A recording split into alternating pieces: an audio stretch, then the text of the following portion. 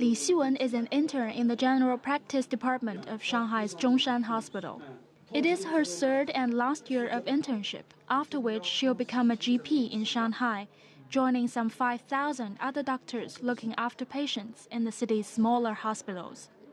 She admits, however, that not many of her classmates want to be a GP after graduation. As a Shanghai resident myself, I think the income of a general practitioner is okay. But I think it wouldn't be enough for a non-local doctor to live on in Shanghai. So some of my classmates have decided to be medical specialists in big hospitals in other cities, just because of the cost of living. The government encourages patients to receive first diagnosis from GPs at local district hospitals. This would largely ease the pressure on overcrowded larger hospitals. But with a population of 25 million people and growing, Shanghai would need some 7,500 or more general doctors to do that. That's 2,500 more GPs than the city has now.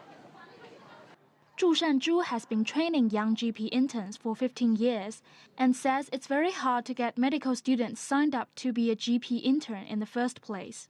Only 7% of medical students in China sign up for GP training, while in the US, for example, the number is at least 30%.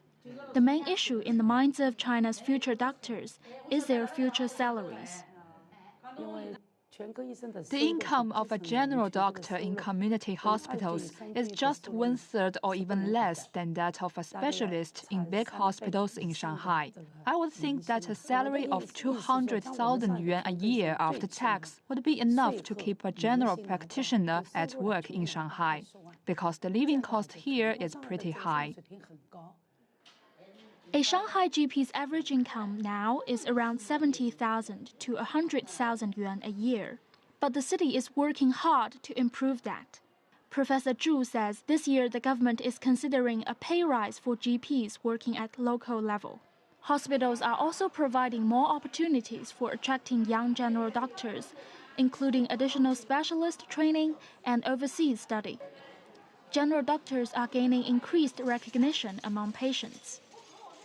GP doctors can check everything for me, and I don't have to go to a bunch of different specialists and waste my time waiting in hospital lines. Community hospitals don't have all the medicines I need. Otherwise, I'd like to go there. I don't really want to travel a long way to big hospitals and wait a long time to get treatment, but I have to now. New national regulations on medical training may slow down the supply of GPs, however. Beginning this year, medical graduates will also have to do 3 years of hospital internship before being allowed to practice on their own. This 8 years of training will bring China into line with most international practice. But many worry that potential doctors may now be increasingly reluctant to take up the practice of medicine in the first place. 倪佳怡 ICS4 CCTV, Shanghai.